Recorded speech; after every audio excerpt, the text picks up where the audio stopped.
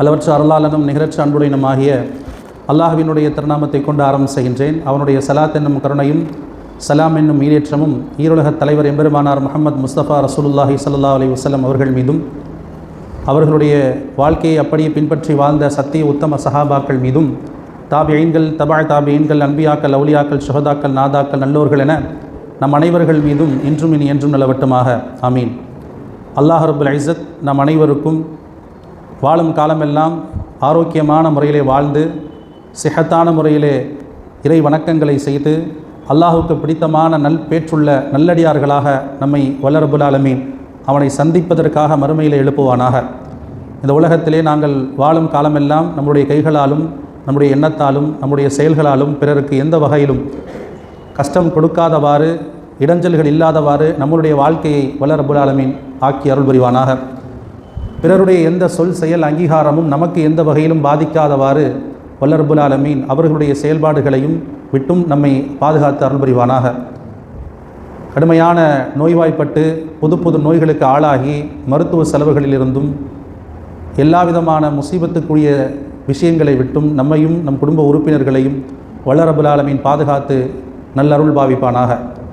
கண்ணியமான அல்லாஹ்வின் நல்லடியார்களே, அல்லாஹ் ரப்புல் இஸ்ஸத் அவனே காலமாக இருக்கிறான்.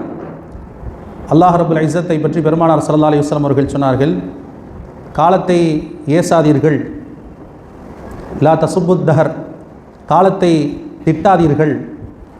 காலத்தை படைத்தவன் அல்லாஹ், காலத்தை சுழற்றுபவனும் அல்லாஹ். இன்னும் சொல்லப்போனால் அல்லாஹ்வே காலமாக இருக்கிறான். காலம் என்றால் ஒவ்வொரு நேரம் இருக்கிறது இல்லையா, நாம் அனுபவித்து கொண்டிருக்கக்கூடிய நேரம், இந்த நேரங்களை சொல்கிறான்.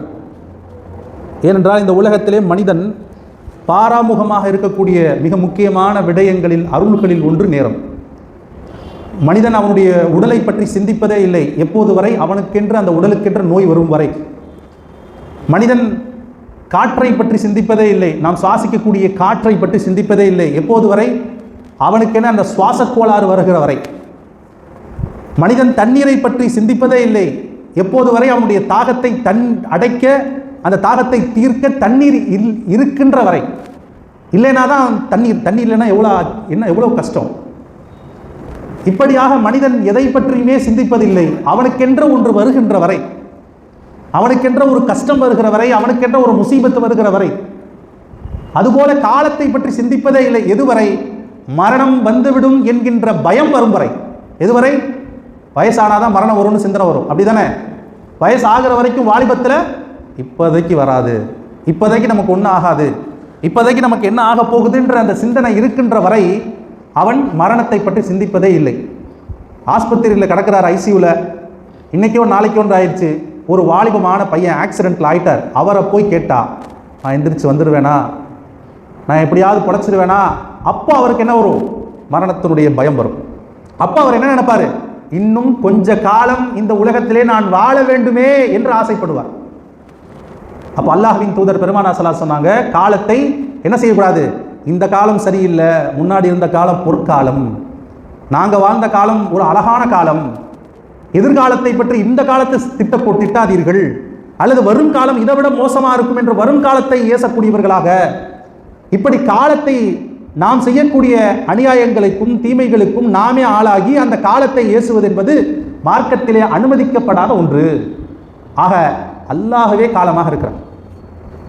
எதெல்லாம் மனுஷன் உயர்ந்தது உயர்வானது என்று எதுவெல்லாம் இந்த உலகத்திலே இருக்குமோ அதையெல்லாம் வைத்துதான் அல்லாஹ் சத்தியம் இடுகிறான். என்ன சத்தியம் இடுகிறான்? வல்லுஹா, இது போன்ற நண்பர்களின் மீது சத்தியமாக. அந்த காலத்தில் மிகப்பெரிய தீரிட்டு ஓடக்கூடிய குதிரையை உயர்வாக கருதி கொண்டிருந்த அந்த காலம், போருக்காக செல்லணும்னா உயர் ரக குதிரை வேணும்னு, அந்த குதிரையின் மீது சத்தியமாக, அந்த குதிரையினுடைய குழம்புகள் மீது சத்தியமாக, காலத்தின் மீது சத்தியமாக, கடலின் மீது சத்தியமாக, வல்கலம் பேனாவின் மீது சத்தியமாக. இப்படி அல்லாஹ் எதையெல்லாம் இந்த உலகத்திலே உயர்வாக மனிதன் ஏற்படுத்தி இருக்கிறானோ அவை அத்தனை மீது சத்தியமிட்டு இறைவன் கூறுகிறான். ஏன்? அதை படைச்சது நான் தான். நீ எதை உயர்வா என்றியோ அதை படைத்தது நான் தான். தண்ணீர் உயர்வாக என்ன அதை படைத்தது நான் தான் என்பதை உணர்த்துவதற்காக அல்லாஹ் சொன்னான். ஆனா இன்னைக்கு எது அவனுடைய உயர்வா இருக்கோ அதன் மீது இவன் சத்தியம் விட்டு கூறுகிறான். மார்க்கத்திலே மிக முற்றிலும் தடை செய்யப்பட்ட ஒன்று. அல்லாஹ்வின் மீது சத்தியம் செய்தால் அந்த சத்தியம் கூடவே கூடாது. ஆலிம் உலமாக்கள் இருக்கிறாங்க. அப்பனா குர்ஆன் எடுக்கிறியா சத்தியம் பண்ணவா, என் பிள்ளைய வச்சு தாண்டவான என்ன சத்தியம் பண்ணவா, என் பிள்ளைங்க மேல சத்தியம் பண்ணவா. ஏன்? ரெண்டு பேருக்கும் பிள்ளைங்க உயர்ந்தது, பிள்ளைங்களுடைய வாழ்க்கை உயர்ந்தது. நாம் வாழக்கூடிய சமுதாயத்திலே பிறர் சமுதாயம் இருக்கிறார்கள். அந்த சமுதாயத்தினுடைய கலாச்சாரத்தை அவர்கள் பின்பற்றுவதை விடவும் நாம் பின்பற்றுகிறோம். என் அன்னை மீது சத்தியம் விட்டு கூறுகிறேன் அப்படின்னு சொன்னா இவன் சத்தியத்தை மீறிட்டா அன்னை மரணிச்சிடுறாங்க. இது அவர்களுடைய நம்பிக்கை. ஆனால் இஸ்லாத்தினுடைய நம்பிக்கை என்ன? நம்முடைய மார்க்கம் என்ன சொல்லுகிறது? அல்லாஹ் மீது சத்தியம் விட்டால் அந்த சத்தியம் கூடாது. அது அல்லாஹ்வுக்கு இணை வைப்புக்கு சமமான ஒன்று. இணை வைப்புனா என்ன? ஷிர்க்குக்கு சமமான ஒன்று. பெருமானார் ஸல்லல்லாஹு அலைஹி வஸல்லம் சொன்னாங்க, ஷிர்க்குடைய பாவத்தை மட்டும் கடல் நுரையளவு பாவத்தையும் வல்ல ரப்புல் ஆலமீன் மன்னிப்பான். அல்லாஹ்வுக்கு இணையாக வேற எதையும் நீங்கள் கற்பித்து விட்டால் அந்த ஒரு பாவத்தை தவிர எல்லா பாவத்தையும் மன்னிச்சிருவான். நீங்க என்ன பாவம் செஞ்சாலும் அடியார்கள் மீது அவ்வளவு இரக்கம் கொண்டவனா இருக்கிறான். ஆனால் அல்லாஹ்வுக்கு நிகரா ஒரு ஆளை கொண்டு வந்து நிப்பாட்டுறதுங்கிறது அவ்வளோ பெரிய விஷயம். சாதாரண ஒரு நாள் இன்னைக்கு ஒரு பிரச்சனை வந்துட்டா குடும்பத்தில் எல்லாரும் முன்னாடியும் யார் மேல சத்தியம் பண்றோம்? குடும்பத்தில் இருக்கிறவங்க மேல, குர்ஆன் மேல. குர்ஆன் நிஜம், அது அல்லாஹ்வுடைய வார்த்தை. ஆனால் அல்லாஹ் மீது மாத்திரம்தான் வல்லாஹி. அரபியர்களுடைய இன்றைக்கு வரை பழக்க வழக்கங்களில் உள்ளது. அவங்க என்ன பண்ணாலும் சரி, எவ்வளவு அனாச்சாரம் பண்ணாலும் சரி, வல்லான்றான், வல்லாஹி அப்படின்றான். ஆனால் வல்லாஹின்னு சொன்னானா அது உண்மையாக இருக்கும். பெருமானார் ஸல்லல்லாஹு அலைஹி வஸல்லம் அவர்கள் அதுபோல தான் வார்த்தெடுத்தார்கள் சஹாபாக்களை. அப்போ காலம் என்பது அல்லாஹ் காலத்தை திட்டக்கூடாது. காலம் என்பது அல்லாஹ்வால் படைக்கப்பட்டது. காலத்தை சுழற்றுபவன் அல்லாஹ். ஆனால் எல்லா காலத்தையும் ஒரே மாதிரி அல்லாஹ் படைக்கல. ஒரு காலத்தை விட இன்னொரு காலத்தை அல்லாஹ் உயர்வா படைச்சிருக்கிறான். ஒரு காலத்தை விட இன்னொரு இரவை அல்லாஹ் உயர்வா படைச்சிருக்கிறான். காலங்களிலே அல்லாஹ் ரப்புல் இஸ்ஸத் புனிதமான காலமாக நமக்கு இந்த உம்மத்திற்கு அல்லாஹ் கொடுத்திருக்கான். என்ன உம்மத்திற்கு? ஏனைய உம்மத்திற்கு சர்வ சாதாரணமான நாட்களாக இருந்தது. இந்த உம்மத்திற்கு அல்லாஹ் சிறப்பான காலமாக படைச்சிருக்கான். என்ன காலத்தை? இரவு நேரத்தை. இந்த இரவு நேரத்தை நிஸ்பு ஷாபான் என்கின்ற இந்த ஷாபானினுடைய 15ஆம் இரவை அல்லாஹ் ரப்புல் இஸ்ஸத் சிறப்பு வாய்ந்ததாக படைத்திருக்கிறான். ஒரு மற்ற இரவுகளை விட மேன்மையானது.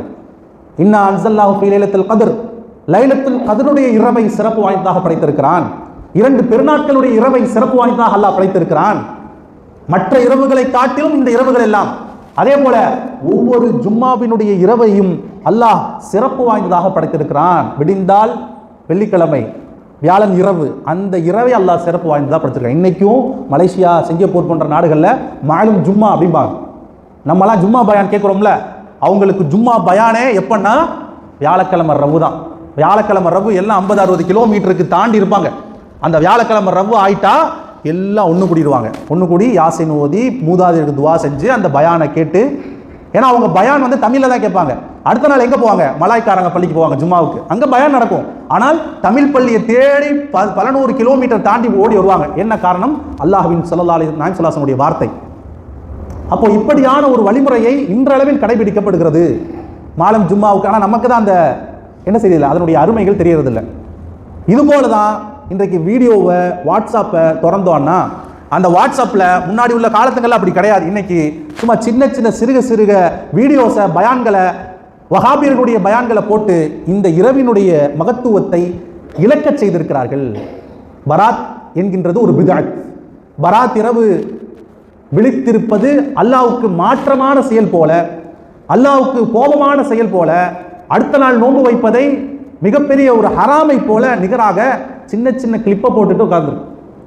ஆனால் அசலிலே இன்று 3 விஷயங்களைத்தான் நாம் பார்க்க போகிறோம். இந்த நிஸ்பு ஷாபான் என்பதற்கான அல்லாஹ்வின் தூதர் பெருமானார் ஸல்லல்லாஹு அலைஹி வஸல்லம் அவர்கள் சொன்ன அந்த நிஸ்பு ஷாபானிலே எதன் அடிப்படையிலே நாம் அமல் செய்ய காத்திருக்கிறோம்? இந்த நிஸ்பு ஷாபான் என்ற இந்த இரவிலே என்ன அமல்களை செய்யணும் என்பதை பார்த்து இந்த பயான் நிறைவு பெறும். இந்த வஹாபியவாதிகளுக்கு பொதுவாகவே என்ன அப்படின்னு சொன்னால், ஏதோ நம்ம இந்த இரவெல்லாம் ஒன்று கூடி இரவெல்லாம் கிளப்பு செஞ்சு டான்ஸ் ஆடுற மாதிரியும், நாமெல்லாம் ஒரு அனாச்சாரமான விஷயங்களை செய்கிற மாதிரியும், இவங்க தான் இதை தடுக்கிற மாதிரியும், இப்படியான ஒரு முற்போக்கு சிந்தனையாளர்களாக வஹாபியர்கள் சிந்தனையுடையவர்கள் சமுதாயத்தில் பரப்பி வச்சிருக்கிறாங்க. அசல்ல பெருமானார் ஸல்லல்லாஹு அலைஹி வஸல்லம் அவர்கள் கூறிய ஹதீஸை சிஹாவு சித்தா என்று ஆலிம் உலமாக்களுக்கு தெரியும். சிஹா சித்தா என்று சொல்லக்கூடிய சஹீஹான கிரந்தங்கள் வருகிறது. அதில் இப்னு மாஜாவிலே ஒரு பாடத்திற்கே நிஸ்ஃபு ஷாபான் மாதத்தினுடைய 15ஆம் இரவு என்ற தலைப்பிலே பல ஹதீஸ்களை கொண்டு வந்திருக்கிறார்கள். யார் கொண்டு வந்திருக்கிறார்? இமாம்கள். எந்த இமாம்களை சஹீஹு லைஃபு அப்படின்னு தரம் பிரிக்கிறார்களோ அந்த இமாம்கள் கொண்டு வரக்கூடிய ஹதீஸை இவர்கள் தரம் பிரித்து இது ஏற்றுக்கொள்ளப்படும், இது ஏற்றுக்கொள்ளப்படாதுன்னு சொல்லி மக்களுக்கு மத்தியிலே தாங்களும் ஒரு பெரியாட்களாக அடையாளம் காணப்பட வேண்டும் என்பதற்காக, மார்க்கத்திலே புது புது விஷயங்களை சொல்ல வேண்டும் என்பதற்காக, சொன்னால்தான் நானும் ஒரு ஆளாக மதிக்கப்படுவோம் என்பதற்காக மக்களிடையே, ஒன்றும் தெரியாத மக்களிடையே, அவாம்களிடையே பிரிவினையை ஏற்படுத்தி இதுபோல ஃபித்னா என்கின்ற அந்த விஷயங்களை பரப்பி வஹாபிசம் என்கின்றதை சிறப்பாக செய்து கொண்டிருக்கிறார்கள். அசலிலே நமக்கெல்லாம் தெரியும், அன்னை ஆயிஷா ரலியல்லாஹு அன்ஹா அவர்கள் அறிவிக்கக்கூடிய ஹதீஸ் திருமதியில் வருது. திருமதியிலையும் அந்த மாதிரி ஒரு பாடம் இருக்கிறது. நிஸ்ஃபு ஷாபானை பற்றியே தனியாக பாடம் எழுதி அதில் ஆயிஷா ரலியல்லாஹு ஹதீஸ் அறிவிக்கக்கூடிய ஹதீஸை வரிசையாக சொல்கிறாங்க. 49வது பாடமாக வருகிறது. ஹஸரத் அன்னை ஆயிஷா ரலியல்லாஹு அன்ஹா அவர்கள் ஒரு நாள் திடுக்கிட்டு எந்திரிப்பாங்க. எழுந்தார்கள், அங்கும் இங்கும் தேடுவார்கள். ரசூலுல்லாஹி ஸல்லல்லாஹு அலைஹி அவங்க பக்கத்தில், அவங்க மனைவி தானே இவங்க, அவங்க பக்கத்தில் படுத்திருப்பாங்கல்ல நைட்டு. அன்னைக்கு நைட்டு எந்திரிக்கிறாங்க, கணவரை காணோம். என்ன செய்வா ஒரு மனைவி?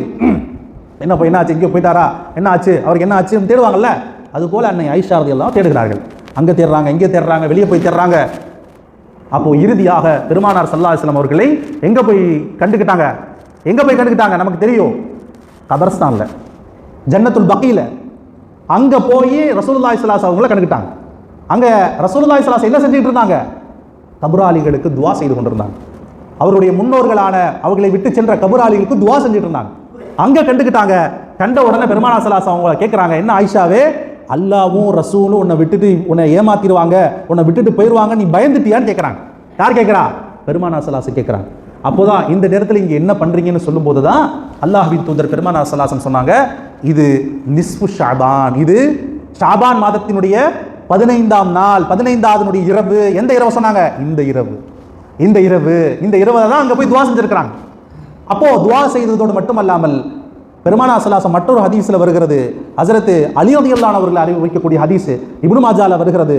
பகலெல்லாம் நோன்பு வைக்க சொல்லியும் இரவெல்லாம் நின்று வணங்க சொல்லியும் இந்த இரவிலே பெருமானார் அவர்கள் எங்களுக்கு கட்டளையிட்டு இருக்கிறாங்க. அவ்வளவு ஒரு உயர்வான இரவு. அது மாத்திரமல்ல, ஹதீஸுடைய கிரந்தங்கள் எடுத்து பார்த்தா இந்த இடத்துல நீங்க ரொம்ப உன்னிப்பா கவனிக்கணும். ஒரு பட்ஜெட், ஒரு நாட்டினுடைய பட்ஜெட், இப்போ சமீபமா ஒரு வாரத்துக்கு முன்னாடி நம்முடைய நாட்டினுடைய நிதி அமைச்சர் மதிப்புமிகு நிர்மலா சீதாராமன் அவர்கள் என்ன செஞ்சாங்க? பாராளுமன்றத்தில் பட்ஜெட் தாக்கல் செஞ்சாங்களா? செய்தி தெரியுமா உங்களுக்கு? தெரியுமா? தூங்கக்கூடாதுன்றதுக்காக தான் சொல்றேன், தெரியுமில்ல? அப்ப அந்த பட்ஜெட்ல என்னென்ன நடந்துச்சு, எப்படிலாம் பண்ணாங்க, அடுத்து ஒரு வருஷத்துக்கு எதுல முதலீடு செய்ய போறோம், எது இந்த இந்தியா எதை நோக்கி போகுது, இந்தியா மக்களுக்கு என்ன செய்யறாங்க அப்படின்றத பத்திலாம் வரிசையா போடுறாங்க. என்னென்ன விலைவாசி உயரும், எந்தெந்த விலைவாசி கம்மியாகும்னு அவங்க பட்ஜெட் போடுறத வச்சு தான் ஒட்டுமொத்த வில்லேஜ், விழுப்புரத்தில், திருச்சியில், மெட்ராஸில், யூபியில் ஒட்டுமொத்த தக்காளியுடைய விலை முதற்கொண்டு அவங்க போடுற பட்ஜெட்டில் தான் உயருதா அல்லது தாழ்தான் தெரியும். புரியுதா உங்களுக்கு? அப்போ ஒரு நாட்டினுடைய பட்ஜெட்டை தாக்கல் செய்வது போல உண்டான ஒரு நாள் தான் இந்த நாள். அல்லாஹ் தஆலா நம்மளுடைய தக்தீர் அத்தனையும் முடிவு செய்யப்பட்டு விட்டது, அந்த பேனாமை காய்ந்து விட்டது. ஆனால் நம்மளுடைய வாழ்க்கையில நடக்கப்படக்கூடிய சுய துன்ப இன்ப மகிழ்ச்சிகரமான நாள் எப்படி இருக்க போகுதுன்னு அல்லாஹ் இந்த நாள்ல தான் ஃபைலை ஓபன் பண்ணி சப்மிட் பண்றாங்க. யார்கிட்ட? மலக்குகள். ஒரு பட்ஜெட்டை தாக்கல் பண்றதோட மட்டுமல்லாம அல்லாஹ் முதல் வானத்துக்கு இறங்கி வந்து சொல்றான். என்ன சொல்றான்? யாருப்பா இந்த பட்ஜெட் தாக்கல் பண்ணக்கூடிய இந்த நாள்ல யாராவது இந்த இரவுல யாராவது என்கிட்ட வந்து பாவ மன்னிப்பு கேட்கக்கூடிய ஆள் இருக்கீங்களா? உங்கள் வாழ்க்கையில இனிமே நடக்க போறதை நான் மாத்துறேன். யாராவது உங்களுடைய வாழும் காலங்களிலே ஒரு வருஷம் கொஞ்சம் தள்ளி போடுறாள் அப்படின்னு நீண்ட ஆயுளை கேட்கக்கூடியவங்க இருக்கீங்களா? உங்களுடைய ஆயுளை நான் தள்ளி போடுறேன். யாராவது ஒரு ஆள் உங்களுடைய வாழ்க்கையில ரிஸ்க்கு அபிவிருத்தி சுருக்கப்பட்டவர் இருந்தால் அந்த சுருக்கப்பட்டவர் ரிஸ்கை கேட்பவர் இருக்கிறாரா? இந்த ஒரு நாளாச்சும் கேளுங்கடா என்னுடைய அடியார்களே. ஏன் நம்ம மனைவிட்ட போய் அல்லது நம்ம மனைவி நம்மள்கிட்ட 2 தடவை ஒரு விஷயத்த ஒரு பொருளை சொல்றா. நம்ம மனைவி எங்க வெளியே போனால் இது வாங்கிட்டு வாங்கன்னு சொல்கிறான். 2வது தடவை சொல்கிறான். 3வது தடவை வண்டி எடுக்கும்போது சொல்கிறான். அப்படின்னா நமக்கு கோவம் வருமா? என்ன நான் என்ன லூஸா, நான் என்ன மறதியாளனா, எனக்கு தெரியாதா, வாங்கிட்டு வர தெரியாதா? எத்தனை தடவை சொல்லுவேன்? 2 தடவை 3 தடவை காசு கேட்டானா என்ன நச நசன்னுக்குற, என்ன நயங்கிற, காசு கேட்டுக்கிட்டே இருக்கீங்க, சொல்லுவோமா சொல்ல மாட்டோமா? அப்போது நம்மள்கிட்ட நம்ம மனைவியோ நம்ம மகனோ நம்மளுடைய உடன்பிறப்புகளோ நம்மளுடைய சொந்த பந்தங்களோ யாரோ நம்ம கூட பழகக்கூடியவங்களோ ஒரு 5 வாட்டி 6 வாட்டி ஒரு விஷயத்தை கேட்டாங்கன்னா அவங்க மேலே கோபம் வருமா? மனிதனுடைய இயல்பான ஒரு குணம், கோபம் வரும். ஆனால் அல்லாஹ் ரப்புல் இஸ்ஸத் பெருமானா ஸல்லல்லாஹு சொல்றாங்க, நீ அல்லாஹ்ட்ட கேட்காம இருந்தனா தான் அல்லாஹ் உன் மேலே கோபப்படுவான். முதல் விஷயமே அதான். இந்த இரவுல மிக முக்கியமான விஷயம் அதான். நீ அல்லாஹ்ட்ட எப்போ எல்லாம் கேட்காம இருக்கிறியோ அப்போதான் அல்லாஹ் உன் மேல கோபப்படும், ஒரு அடியான் மேல கோபப்படுவான். அல்லாஹ்ட்ட கேட்டுக்கிட்டே இருக்கிறத அல்லாஹ் விரும்புறான். அதனாலதான் இந்த மாதிரி இரவுகள்லையாவது நீ என்கிட்ட கேட்பியான்றதுக்கு தான் என்ன செய்யறான், யாராவது ரிஸ்க் கேட்கிற ஆள் இருக்கியாப்பா, உனக்கு ரிஸ்க் தர்றேன். யாராவது அபிவிருத்திய, யாராவது அருளை கேட்கிற ஆள் இருக்கியா, தர்றேன். பட்ஜெட் போடுறதோட மட்டுமல்லாம அதற்கான விடையும் அளிக்கக்கூடிய நாள் தான் இந்த நிஸ்ஃபு ஷஅபான். பெருமானா ஸல்லல்லாஹு அலைஹி வஸல்லம் அழகான ஹதீஸ். அதன் அடிப்படையில் தான் 3 யாசின் ஓதுறாங்களா? அப்போ அந்த 3 யாசினும் ஹதீஸிலே வந்த அந்த வார்த்தைகளை வைத்து நம்மளுடைய முன்னோர்கள் ஏற்படுத்தப்பட்ட அந்த வழிமுறை தான் 3 யாசின். அல்லாஹ்வினுடைய குர்ஆனினுடைய இருதயம் என்னது? குர்ஆனினுடைய இருதயம் சூரத்துல் யாசின். குர்ஆனுடைய மாப்பிள்ளை யாரு? குர்ஆனுடைய மாப்பிள்ளை சூரத்துல் அர் ரஹ்மான். குர்ஆனினுடைய தாய் யாரு? குர்ஆனினுடைய தாய் சூரத்துல் ஃபாத்திஹா. இப்படி அல்லாஹ் தஆலா குர்ஆனுடைய இருதயமாக இருக்கக்கூடிய அந்த யாசின் சூரா ஓதி, யா அல்லாஹ் நீ கேட்க சொன்னிய முதல் வாரத்துக்கு வந்து இந்த நாள்ல என்ன கேட்ப, ரிஸ்க் கேட்கறவங்க யாராவது இருக்காங்களான்னு உன்னோட கலாம ஓதி உன்னுடைய யாசீனை ஓதி நான் உங்கள்கிட்ட கேட்கிறோம், எங்களுடைய அடுத்த ஒரு வருடத்தினுடைய ரிஸ்கை நீட்டி வை, அறியாத புறத்திலிருந்து தா. ومن يتق الله يجعل له مخرجا ويرزقه من حيث لا يحتسب ومن يتوكل على الله فهو حسبه ان الله بالغ امره. அல்லாஹ் குர்ஆன்ல சொல்றான், ومن يتق الله يجعل له مخرجا. யார் அல்லாஹ்வுக்கு பயப்படுகிறார்களோ அஞ்சுகிறார்களோ يجعل له مخرجا, அவங்க அறியாத புறத்திலிருந்து வெளியாக்கும் இடத்தை உருவாக்குவோம். ويرزقه من حيث لا يحتسب, அவர்களுக்கு உணவளிப்பேன். எப்படி உணவளிப்பேன்? அவங்க நினைச்சு கூட பார்த்திருக்க மாட்டாங்க. அப்படியான இடத்துல இருந்து அவங்களுக்கு இப்படி எல்லாம் இருந்து நமக்கு பணம் வருது, இந்த இடத்துல இருந்தலாமா நமக்கு உணவு வருது அப்படின்னு நினைச்சு கூட பார்க்க முடியாத அளவுக்கு எல்லாம் அவங்கள்ட்ட ரிஸ்கை கொண்டு வந்து சேர்ப்பேன்னு யார் சொல்றா? அல்லாஹ் சொல்றான். உமைய தவக்கல அலல்லாஹ் ஃபஹுவ ஹஸ்புஹ். யார் அல்லாஹ்வின் மீது நம்பிக்கை வைக்கிறார்களோ, நம்பிக்கை வைத்து தன்னுடைய ரிஸ்கிலேயும் தன்னுடைய வாழ்வாதாரத்திலேயும் தன்னுடைய எல்லா விதமான சுய துக்க மகிழ்ச்சிகளிலேயும் அல்லாஹ்வின் மீதே நம்பிக்கை வச்சிருக்கிறாங்களோ ஃபஹுவ ஹஸ்புஹ், அவனே அவங்களுக்கு போதுமானவன் ஆயிடுவான். வேற யாருமே தேவையில்லை. சஹாபாக்கள் அப்படிதான் இருந்தாங்க. பெருமானா ஸல்லல்லாஹு அலைஹி வஸல்லம் காலகட்டத்தில் வரகா அப்படின்னு சொல்லக்கூடிய ஒரு சஹாபி, வரகா அவங்க பேர், அவங்க ரொம்ப திறமையான ஆள், ரொம்ப நுணுக்கமான ஆள். பெருமானா ஸல்லல்லாஹு அலைஹி வஸல்லம் அவருடைய நுணுக்கத்தை பயன்படுத்தி கொண்டு என்ன செஞ்சாங்க, 2 திர்ஹத்தை கொடுத்து அனுப்பிச்சு விட்டாங்க. போய் ஒரு ஆடு வாங்கிட்டு வாங்க. அந்த வரக்கா போனார், 2 திர்ஹத்துக்கு ஒரு ஆடு வாங்கினாரு. ஆடு வாங்கிட்டு என்ன பண்ணாரு, 1 திர்ஹத்தை கையில் வச்சுக்கிட்டு 1 திர்ஹத்துக்கு பேரம் பேசி ஆடு வாங்கி அந்த 1 திர்ஹத்தை வாங்கின ஆட்டை 2 திர்ஹத்துக்கு அதே இடத்துல வித்துட்டார். இப்போ இவர் கையில் எத்தனை திர்ஹம் இருக்கும்? ஆல்ரெடி 1 திர்ஹம், இன்னொரு 2 திர்ஹத்துக்கு வித்தது மொத்தம் என்ன செய்யும், 3 திர்ஹம் இருக்கும். நேராக பெருமானா ஸல்லல்லாஹு அலைஹி வஸல்லம் போய், யார் ரசூலல்லாஹ் நீங்கள் 2 திர்ஹம் கொடுத்து ஆடு வாங்க சொன்னீங்க, நான் என்னிடத்துல பணம் இல்லை, வறுமை, என்னுடைய தொழிலுக்காகத்தான் அதை சொன்னீங்க, எனக்கு தெரியும். நான் இப்பொழுது 3 திர்ஹம் வைத்திருக்கிறேன், ஹலாலான முறையில் சம்பாதித்து. உடனே 2 திர்ஹத்தை நீங்கள் கொடுத்த 2 திர்ஹத்தை கொடுத்துட்டு சொன்னாங்க. சொன்ன உடனே பெருமானா ஸல்லல்லாஹு அலைஹி வஸல்லம் அவங்களுடைய நுணுக்கத்தை பயன்படுத்தி கொண்டுதான் நான் உன் கையிலே 2 திர்ஹத்தை கொடுத்தேன். அல்லாஹ் உன்னுடைய வாழ்நாளிலே இனி மௌத்து வரைக்கும் என்ன செய்வான், உன்னுடைய வாழ்நாளில் பரக்கத் செய்து கொண்டே இருப்பான்னு துவா செஞ்சாங்க. அந்த துவாவினுடைய பரக்கத் என்ன ஆச்சு, அவர் மௌத்து வரைக்கும் அவர் போகாத நாடு கிடையாது, அவர் செய்யாத வியாபாரம் கிடையாது. எந்த நாட்டிற்கு போனாலும் அந்த நாட்டிற்கு அந்த வியாபாரத்துக்குரியவர்களே அவர் வாழும் காலமெல்லாம் ஒவ்வொரு பள்ளிவாசலை கட்டக்கூடிய அளவிற்கு அவருக்கு அல்லாஹ் பொருள் செல்வத்திலே பரக்கத்தை கொடுத்தான். நான் எதற்காக சொல்றேன்னு சொன்னா, அல்லாஹ் ரிஸ்க் தரவன் அல்லாஹ், எங்க இருந்தாலும் அந்த ரிஸ்க் நம்ம வந்து அடையும் தான். ஆனால் நம்ம அதற்காக முயற்சி செய்யாமல் இருக்கக்கூடாது. நீங்க உங்க வீட்டில இருந்து இந்த தூக்கத்தை விட்டு பள்ளிக்கு வந்து அமர்ந்து இந்த பொன்னான இரவில் அல்லாஹ்ட்ட கையேந்தி துவா செய்யணும். என்ன துவா செய்யணும்? அடுத்த 1 வருடங்கள் எனக்கு நீ இவ்வளவுதான் கொடுப்பதாக இருந்தாயா அல்லாஹ், அது எனக்கு பத்தாது, இன்னும் கொஞ்சம் வேணும். அடுத்த வருஷமே நான் உயிரோட இருப்பேனா என்னன்னு தெரியாது, அதனால என்னுடைய ஆயுசை நீட்டக்கூடிய அல்லாஹ், என்னுடைய நான் செய்த பாவத்தை எல்லாம் மன்னிச்சிருயா அல்லாஹ் என்று சொல்லி முதலில் துஆ செய்வேன். துஆ செய்யாதவர்களை அல்லாஹ் கோபப்படுகிறான். அத்துஆ முஹுல் இபாதா, பெருமானார் ஸல்லல்லாஹு அலைஹி சொன்னாங்க. துஆ அப்படின்றது ஒரு மனுஷன் எது இருந்தா அவன் வேலை செய்வான். ஒரு மனிதனுக்கு மிக முக்கியமானது என்னது தலையில் இருக்கிற பின்னாடி இருக்கிற எல்லாருக்கும் இருக்கிற அது பேர் என்னது? மூளை. அந்த மூளையை பெருமானார் ஸல்லல்லாஹு அலைஹி சொன்னாங்க, அத்துஆ முஹுல் இபாதா, துஆ தான் நீங்க வணக்க செய்யறதுக்கு உண்டான மூளைன்னு சொன்னாங்க. ஒவ்வொரு ஃபரலான கடமைக்கு பிறகும் நீங்கள் கேட்கக்கூடிய துஆக்கள் அல்லாஹ்வால் அங்கீகரிக்கப்படுகிறதுன்னு சொன்னாங்க. இந்த இரவுல மிக முக்கியமாக நாம் கேட்கக்கூடிய ஒரு முக்கியமான அமல் என்னன்னா துஆ தான். துஆ என்பது நமக்கு எல்லா விதமான விஷயங்களையும் விசாலமாக்கி கொடுக்கும். அல்லாஹ்விடத்திலிருந்து மிக வெகு விரைவாக எதுவெல்லாம் தடைப்பட்டதோ அதுவெல்லாம் நம்மிடையே வந்து அடையும்.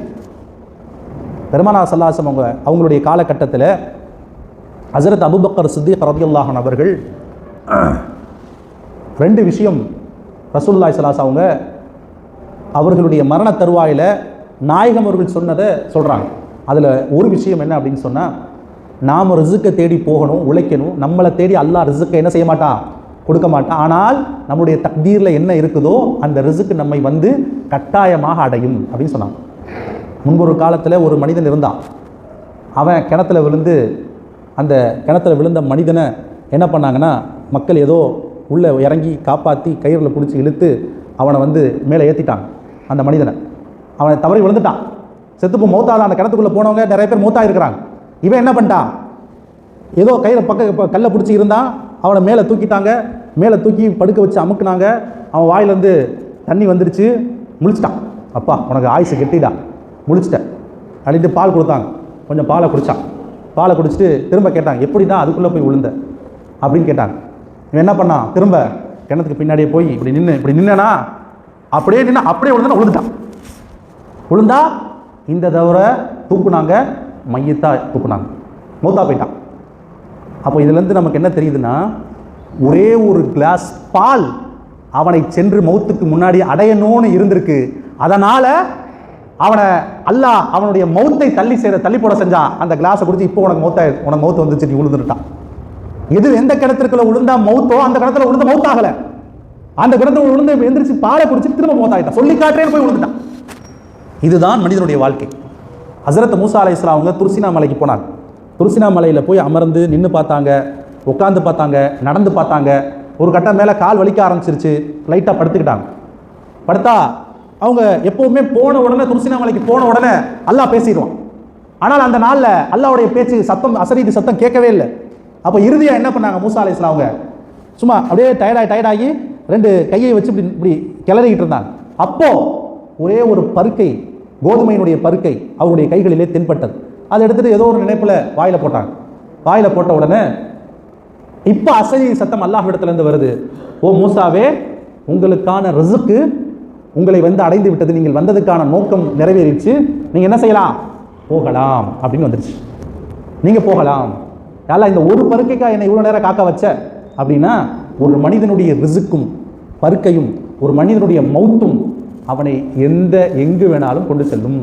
எந்த இடத்துல மௌத்து இருக்கோ அந்த இடத்துல தான் அவன் மௌத்தாகுவான். எந்த நேரத்தில் மௌத்தாகணுமோ அந்த இடத்துல தான் அவன் மௌத்தாகுவான். எந்த இடத்துல அவன் இந்த பொருள் சாப்பிடணும் இருந்தால் அந்த நேரத்தில் அந்த பொருளை அவன் ஒரு மிடர் முன்னவோ பின்னவோ அவன் குடிக்க முடியாது. நீங்கள் இந்த பள்ளிவாசலில் உட்காந்து இந்த டீயை காஃபியை குடிக்கணும்னு அல்லாஹ்வுடைய ரிஸ்க் இருக்குது. அதனால் அல்லாஹ் உங்களை இந்த இடத்துல ஹயாத்தாக உயிரோடு வைத்திருக்கிறான். ஆனால் நாம் செய்யக்கூடிய முயற்சிகளிலே, நாம் செய்யக்கூடிய அமல்களிலே இந்த மௌத்தும் ஹயாத்தும் தான் ஒரு மனிதனை ஊக்கப்படுத்தக்கூடியதாக இருக்கிறது. அந்த ரெண்டுக்கும் இந்த நாளில், ஒரே நாளில் அல்லாஹ் ரப்புல் இஸ்ஸத் தீர்வை வைத்திருக்கிறான். எனக்கு ரிஸ்க் அளந்து கொடு, எனக்கு என்னுடைய மௌத்தை தள்ளிக்கு. இந்த நாள் அதற்கு உகந்த நாள். இந்த நாளிலே அல்லாஹ் நம்மிடத்திலே எதிர்பார்க்கிறான், என்னுடைய அடியார்கள் கேட்க மாட்டீர்களா, என்னுடைய அடியார்கள் யாரேனும் என்னிடத்திலே ஏதேனும் கேட்க மாட்டீர்களா என்பதாக முதல் வானம் வரைக்கும் வந்த ரப்புல் ஆலமீன் அவன் கேட்டுக்கொண்டே இருக்கிறான், தஹஜ்ஜுத் வரைக்கும். ஆயினால கண்ணியமான அல்லாஹ்வின் அடியார்களே, இந்த நாளிலே நாம் அமல்களின் மூலியமாக, துஆக்களின் மூலியமாக, விக்ருகளின் மூலியமாக, குர்ஆன் திலாவத்தின் மூலியமாக இந்த இரவை நாம் ஹயாத்தாக்கணும். பகலிலே நோன்பு வைக்க வேண்டும். எந்த ஹதீஸின் அடிப்படையிலே? ஹஸரத் அலி ரலியல்லாஹு அன்ஹு சொன்னாங்க. இப்னு மாஜால வரக்கூடிய அந்த ஹதீஸின் அடிப்படையிலே பெருமானார் அவர்கள் அதிகமாக, ஹஸரத் அன்னை ஆயிஷா ரலியல்லாஹு கேட்குறாங்க, யா ரசூலல்லாஹ், ஷாபான் வந்துட்டாவே நீங்க அதிகமாக நோன்பு வைக்கிறீங்களே, அதிகமாக உங்களை நோன்பு வைக்கிறதா பார்க்கணும், ஷாபான் மேல அவ்வளோ பிரியமா அப்படின்னு கேட்கும்போது பெருமானார் ஸல்லல்லாஹு சொன்னாங்க, இந்த நாள், இந்த ஷாபானுடைய இந்த இரவுகள் என்பது அல்லாஹ்வுக்கு உகப்பான இரவுகள். அதனால்தான் நான் அல்லாஹ்வுக்கு நன்றியுள்ள அடியானாக நான் இருக்க விரும்புகிறேன்னு சொன்னாங்க. அதே போல ஹதீஸ்களிலே வருகிறது, இந்த இரவிலே நின்று வணங்கக்கூடியவர்களுக்கு அந்த பனு ஒரு கோத்திரத்தார் ஆடு வளர்ப்பார்கள். அந்த கோத்திரத்தார் ஆடு வளர்க்கக்கூடிய அந்த ஆட்டினுடைய ரோமங்கள் அரேபியர்களிடத்திலே மிக பிரசித்தி பெற்றது. என்னப்பா இதை போட்டு இன்னைக்கு சொல்லிட்டு இருக்க, இது ஏதோ அந்த கோத்திரம் வளர்க்குற ஆடு மாதிரி இருக்கு, ஆட்டினுடைய ரோமங்கள் மாதிரி இருக்கு, அதை எண்ண முடியாது, அது மாதிரி எண்ண முடியாது அப்படின்னு சொல்றதை உதாரணமாக வைத்துக்கொண்டு பெருமானார் ஸல்லல்லாஹு சொன்னாங்க, அந்த ஆட்டினுடைய ரோமம் அளவு நீங்கள் பாவம் செய்திருந்தாலும், எண்ண முடியாத அளவு பாவம் செய்திருந்தாலும், அந்த பாவத்தை நான் இந்த இரவிலே மன்னிக்கிறேன். என்ன செய்கிறேன்? மன்னிக்கிறேன்னு சொல்றேன். யார் சொல்றா? அல்லாஹ் ரப்புல் இஸ்ஸத் சொல்கிறான். ஒரே இரவிலே மக்ஃபிரத்தும் பாவ மன்னிப்பும் கிடைத்து, ஒரே இரவிலே அடுத்த வருடத்திற்கான ரிஸ்க்குகளும் கொடுக்கப்பட்டு நிர்ணயிக்கப்பட்டு, ஒரே இரவிலே நம்முடைய ஆயுளையும் நீட்டி தரக்கூடிய ஒரு இரவு நம்மை வந்து அடைந்திருக்கிறது. ஆனால் நாம இருக்கிறதோ இந்த விழுப்புரத்தில் இவ்வளவு ஒரு கம்மியான மக்கள் இருக்கிறோம். எத்தனையோ பேர் இன்னும் வீதியில், வீட்டில் உறங்கி கொண்டும், வீட்டில் படுத்துக்கொண்டும் அவங்களோட ஃபோனை எவ்வளோ நேரம் வேணால் நோண்டுவாங்க. ஃபோன்களை எவ்வளோ நேரம் வேணால் நோண்டலாம். ஆனால் அல்லாஹ்வினுடைய பள்ளியில் உட்கார்ந்து நாலு நல்ல விஷயங்களை, ஹதீஸ்களை நம்மளால் கேட்க முடியலன்னா, நாமும் இஸ்லாத்தில் பிறந்து இஸ்லாத்தில் வளர்ந்து அல்லாஹ்வினுடைய மார்க்கத்தை கற்றவர்கள் என்பதற்கான அடையாளமே இல்லை. ஆகையினால கண்ணியமான அல்லாஹ்வின் நல்லடியார்களே, கனவான்களே, பெரியோர்களே, இந்த இரவு புனிதமாக்கப்பட்ட இரவு. புனிதமாக்கப்பட்ட இரவுகளில் இதுவும் ஒன்று. ரிஸ்கை தருகிறான், மன்னிப்பை தருகிறான், நீண்ட ஆயுளை தருகிறான், முசீபத்துகளை அகற்றுகிறான், இன்ன பிற நமக்கு பாதுகாப்பை கொடுக்கிறான். என்னென்ன நீ கேட்க வேண்டுமோ அதை அத்தனையும் அல்லாஹ் தருகிறான். அந்த அத்தனையும் நாம் இந்த இரவிலே விழித்து அமல் செய்ததற்கு பிறகு அதை அத்தனையும் தர வல்ல ரப்புல் ஆலமீன் தயாராக இருக்கிறான்.